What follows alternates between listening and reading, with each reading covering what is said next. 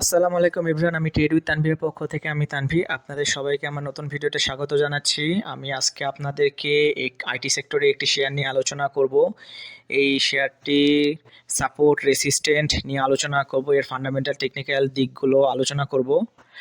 আশা করি আজকের ভিডিওটি আপনাদের উপকারে আসবে। আমি ইতিপূর্বেই অনেক ভিডিও দিয়েছি, বেশ কয়েকটি শেয়ার নিয়ে আলোচনা করেছি, তাতে ফান্ডামেন্টাল অ্যানালিসিস, টেকনিক্যাল অ্যানালিসিস এবং সাপোর্ট রেসিস্ট্যান্ট নিয়ে আলোচনা করেছি। আপনারা চাইলে আমার চ্যানেল থেকে সেই ভিডিওগুলো দেখে আসতে পারেন। তাছাড়াও আমি এই ভিডিওর ডেসক্রিপশন বক্সে আমি লিঙ্কগুলো দিয়ে রাখবো, চাইলে সেখান থেকেও দেখে আসতে পারেন। আমি কথা বলি যে আমার ভিডিওগুলো যদি আপনাদের সামান্য উপকারে আসে তাহলে অবশ্যই আমার চ্যানেলটি সাবস্ক্রাইব করে দিবেন এবং আমার ভিডিওগুলো শেয়ার করে দিবেন। তাহলে চলুন কথা না বাড়িয়ে মূল ভিডিওতে যাওয়া যাক। আমি আজকে যেই শেয়ারটি নিয়ে আলোচনা করব আইটি সেক্টরের, সেই শেয়ারটি হলো জেনেক্স ইনফোসিস বা জেনেক্সিল। এটি আইটি সেক্টরের এ ক্যাটাগরি একটি শেয়ার। এর পেইড আপ ক্যাপিটাল হচ্ছে 120 কোটি টাকা, মার্কেট ক্যাপিটাল রয়েছে 338 কোটি 46 লাখ টাকা। এর অথরাইজ ক্যাপিটাল রয়েছে 200 কোটি টাকা। এর লং টার্মের লোন রয়েছে 50 কোটি 70 লাখ টাকা।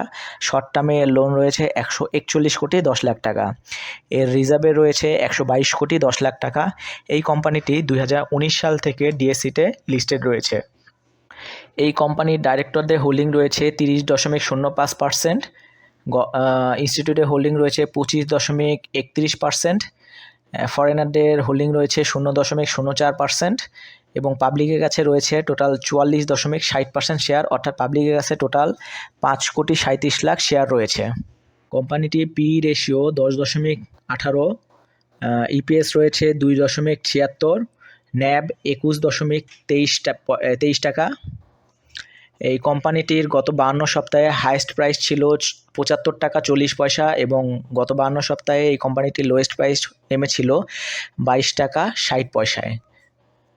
এই গেল কোম্পানিটির ফান্ডামেন্টাল অ্যানালাইসিস। এখন চলুন আমরা টেকনিক্যাল চার্টে চলে যাই। এটি হচ্ছে কোম্পানিটির টেকনিক্যাল চার্ট। আপনারা চাইলে এটি একটি স্ক্রিনশট দিয়ে রাখতে পারেন, কারণ এখানে কোম্পানি প্রতিষ্ঠা হওয়ার পর থেকে সকল সাপোর্ট এবং রেসিস্ট্যান্টগুলো সুন্দরভাবে দাগানো রয়েছে। আপনারা যারা এই কোম্পানিতে ইনভেস্ট করে আছেন অথবা সামনে যারা ইনভেস্ট করতে চাচ্ছেন বা প্ল্যান করছেন যে এই কোম্পানিতে ইনভেস্ট করবেন, তাদের জন্য এই চার্টটি অনেক গুরুত্বপূর্ণ।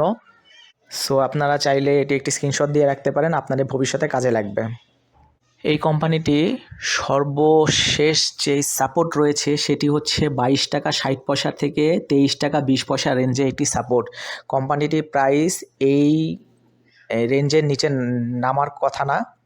আশা করা যাচ্ছে যে এই 22 টাকা 60 পয়সা থেকে 23 টাকা 20 পয়সা রেঞ্জের এই সাপোর্টটা রয়েছে লাস্ট, এটির নিচে কোম্পানির প্রাইস নামবে না।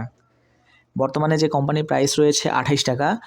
আমি আরেকটা কথা বলে রাখি, কোম্পানির প্রাইস লেভেল যেখানেই থাকুক না কেন, এই চার্টটি এমনভাবে তৈরি করা হয়েছে যাতে প্রাইস লেভেলের উপরে সবগুলো দাগানো অংশগুলো অর্থাৎ রেঞ্জগুলো হবে রেসিস্ট্যান্ট হিসেবে কাজ করবে এবং প্রাইস লেভেলের নিচের সবগুলো অংশ সাপোর্ট হিসেবে কাজ করবে। যেহেতু এখন প্রাইস লেভেল 28 টাকা 10 পয়সা রয়েছে, তো এর নিচের যেই অংশগুলো রয়েছে, এর নিচে একটাই অংশ রয়েছে, সেটা হচ্ছে 22 টাকা 60 পয়সা থেকে 23 টাকা 20 পয়সা রেঞ্জের একটি বক্স রয়েছে। এটি হচ্ছে তখন সাপোর্ট হিসেবে কাজ করবে এবং প্রাইস রেঞ্জের উপরে সবগুলো তখন রেসিস্ট্যান্ট হিসেবে কাজ করবে। সো যেহেতু প্রাইস লেভেল যেখানেই থাকুক না কেন, এখানে সবগুলো দাগানো অংশই তখন সাপোর্ট এবং রেসিস্ট্যান্ট হিসেবে কাজ করবে। সো বলা যাচ্ছে যে এটা সারা জীবন আপনাদের জন্য কাজে লাগতে পারে। যাই হোক, পরবর্তী যে রেসিস্ট্যান্টটি পাবে প্রথম, সেটি হচ্ছে 30 টাকা 60 পয়সা থেকে 31 টাকা 20 পয়সা রেঞ্জের একটি রেসিস্ট্যান্ট। এটি শক্ত একটা রেসিস্ট্যান্ট, কারণ এটি 2019 সাল থেকে কার্যকর রয়েছে এই রেসিস্ট্যান্টটি। এর পরবর্তী যদি মার্কেট ভালো থাকে তাহলে পরবর্তী যে রেসিস্ট্যান্টটি পাবে সেটি হচ্ছে 40 টাকা 50 পয়সা থেকে 41 টাকা 80 পয়সা রেঞ্জের একটি রেসিস্ট্যান্ট। এটিও মোটামুটি শক্ত লেভেলে একটা রেসিস্ট্যান্ট। 2019 সালে এবং 2020-21 মাঝখানে এটি কার্যকর ছিল। মার্কেট ভালো থাকলে পরবর্তী যে রেসিস্ট্যান্টটি পাবে সেটি হচ্ছে 45 টাকা 30 পয়সা থেকে 46 টাকা 60 পয়সা রেঞ্জের একটি রেসিস্ট্যান্ট। মার্কেট আরও ভালো থাকলে পরবর্তী যে রেসিস্ট্যান্টটি পাবে সেটি হচ্ছে 55 টাকা 50 পয়সা থেকে 55 টাকা 60 পয়সা রেঞ্জের 10 পয়সা রেঞ্জের একটা রেসিস্ট্যান্ট। তার পরবর্তীতে মার্কেট ভালো থাকলে পরবর্তীতে যে রেসিস্ট্যান্টটি পাবে সেটি হচ্ছে 61 টাকা 50 পয়সা থেকে 61 টাকা 90 পয়সা রেঞ্জের রেসিস্ট্যান্ট। এই রেসিস্ট্যান্টটা আবার স্ট্রং লেভেলে একটা রেসিস্ট্যান্ট। এটি অনেকবার এটি ভেদ করে ওঠার চেষ্টা করেছে এবং ওখান থেকে প্রাইস নিচে নেমে গিয়েছিল। সো এই 61 টাকা 50 পয়সা থেকে 61 টাকা 90 পয়সা রেঞ্জের এই রেসিস্ট্যান্টটা এটা অনেক স্ট্রং লেভেলে একটা রেসিস্ট্যান্ট। মার্কেট ভালো থাকলে পরবর্তী যে রেসিস্ট্যান্টটি পাবে সেটি হচ্ছে 61 টাকা 10 পয়সা থেকে 61 টাকা 70 পয়সা রেঞ্জের একটা রেসিস্ট্যান্ট। এটিও মোটামুটি স্ট্রং লেভেলে একটা রেসিস্ট্যান্ট, কারণ 2020 সালে এবং 20-21 সালের মাঝখানে দুইবার এটি ভেদ করে উপরে উঠে যাওয়ার চেষ্টা করেছিল, কিন্তু এখান থেকেই মার্কেট পড়ে যায়। সো এটিও স্ট্রং লেভেলে একটা রেসিস্ট্যান্ট, 66 টাকা 10 পয়সা থেকে 66 টাকা 70 পয়সা লেভেলের রেসিস্ট্যান্টটা। এর পরবর্তী মার্কেট ভালো থাকলে যে রেসিস্ট্যান্টটি পাবে সেটি হচ্ছে 73 টাকা 30 পয়সা থেকে 73 টাকা 50 পয়সা লেভেলের একটা রেসিস্ট্যান্ট। এই রেসিস্ট্যান্টটা সমসাময়িক একটা রেসিস্ট্যান্ট, কারণ এটি 2024 সালে 23 সাল 24 সালের দিকে বেশ কয়েকবার এখানে বাধা পেয়ে নিচে নেমে যায় প্রাইস। সো সমসাময়িক এটা একটা স্ট্রং রেসিস্ট্যান্ট। মার্কেট ভালো থাকলে এখান থেকে পরবর্তী যে রেসিস্ট্যান্টটি পাবে সেটি হচ্ছে 83 টাকা 50 পয়সা থেকে 83 টাকা 90 পয়সা রেঞ্জের একটা রেসিস্ট্যান্ট। মার্কেট যদি আরও ভালো থাকে পরবর্তী যে রেসিস্ট্যান্টটি পাবে সেটি হচ্ছে 89 টাকা 20 পয়সা থেকে 90 টাকা 20 পয়সা রেঞ্জের একটা রেসিস্ট্যান্ট পাবে।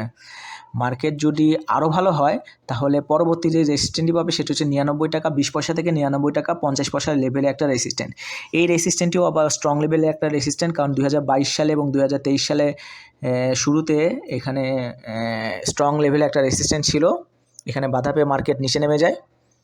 তার পরবর্তীতে যে রেসিস্ট্যান্টটি রয়েছে সেটি হচ্ছে 107 টাকা 70 পয়সা থেকে 108 টাকা 20 পয়সা রেঞ্জের একটা রেসিস্ট্যান্ট। এই রেসিস্ট্যান্টটাও অনেক স্ট্রং লেভেলে একটা রেসিস্ট্যান্ট, কারণ মার্কেট 2022 সালে শেষের দিকে একটু উপরে উঠে এইখানে বাধা পেয়ে 2023 সালের শুরুতে এখান থেকেই মার্কেট ফল করা শুরু করে। তো পরবর্তী যে মার্কেট ভালো থাকলে পরবর্তী যে রেসিস্ট্যান্টটি পাবে সেটি হচ্ছে 115 টাকা 40 পয়সা থেকে 116 টাকা 80 পয়সা রেঞ্জের একটা রেসিস্ট্যান্ট। এটিও মিড লেভেলে একটা রেসিস্ট্যান্ট। পরবর্তী যে রেসিস্ট্যান্টটি পাবে সেটি হচ্ছে 129 টাকা 70 পয়সায় একটা রেসিস্ট্যান্ট রয়েছে, এটা ছোট একটা রেসিস্ট্যান্ট। পরবর্তীতে একটা গ্যাপ রয়েছে বিশাল। এর পরবর্তী যে রেসিস্ট্যান্টটি রয়েছে সেটি হচ্ছে 158 টাকা 40 পয়সা থেকে 159 টাকা 60 পয়সা রেঞ্জের রেসিস্ট্যান্ট। এর পরবর্তী যে লাস্ট রেসিস্ট্যান্টটি রয়েছে সেটি হচ্ছে 176 টাকা 20 পয়সা থেকে 177 টাকা 90 পয়সা রেঞ্জের একটা রেসিস্ট্যান্ট। মার্কেট এই রেঞ্জের পরে অর্থাৎ মার্কেট 177 টাকা 90 পয়সার উপরে হিস্ট্রিক্যালি এই শেয়ারটির প্রাইস এর উপরে যায় নাই। তো এই চার্টটি একটি স্ক্রিনশট নিয়ে রাখতে পারেন, এখানে সকল সাপোর্ট এবং রেসিস্ট্যান্টগুলো আমি বলে দিলাম এবং কিছু স্ট্রং লেভেলের রেসিস্ট্যান্টগুলো বলেছি আমি আমার ভিডিওর আপনারা পজ করে শুনে নিতে পারেন। তো জেনেক্স ইনফোসিস ভালো একটা শেয়ার, আইটি সেক্টরে খুব স্ট্রং ভালো একটা শেয়ার ছিল, এখনও শেয়ারটি রয়েছে ভালো, কিন্তু সমসাময়িক এই শেয়ারের পতনের জন্য অনেকে এটির উপর আস্থা হারিয়ে ফেলেছেন, কিন্তু আমি এখনও বিশ্বাস করি এটা স্ট্রং লেভেলে একটা ভালো একটা আইটি সেক্টরের শেয়ার এবং আগামীতে ভবিষ্যতে খুব দ্রুতই এর উত্থান ঘটবে। এখন যেহেতু শেয়ারটি প্রাইস একবারে বটমে রয়েছে, তো আপনারা চাইলে এখানে ইনভেস্ট করে রাখতে পারেন। 24-25 থেকে 28 টাকা 30 টাকা রেঞ্জের মধ্যে এটা কিনা বা ইনভেস্ট করাটা সবচেয়ে বুদ্ধিমানের কাজ হবে। আপনারা চাইলে এখানে ইনভেস্ট করে রাখতে পারেন। তো আমি আর কথা বাড়াচ্ছি না, তো আশা করি আমার এই ভিডিওটি আপনাদের উপকারে আসবে। তো আমি এর পরবর্তীতে নতুন কোনো শেয়ার নিয়ে আলোচনা করব, সেগুলোর ফান্ডামেন্টাল টেকনিক্যাল চার্ট নিয়ে আলোচনা করব, সাপোর্ট রেজিস্ট্যান্স নিয়ে আলোচনা করব। আশা করি সেই ভিডিওগুলো দেখবেন। তো আমি আবারও বলছি, আমার এই ভিডিও যদি ভালো লেগে থাকে তাহলে অবশ্যই আমার চ্যানেলটি সাবস্ক্রাইব করবেন।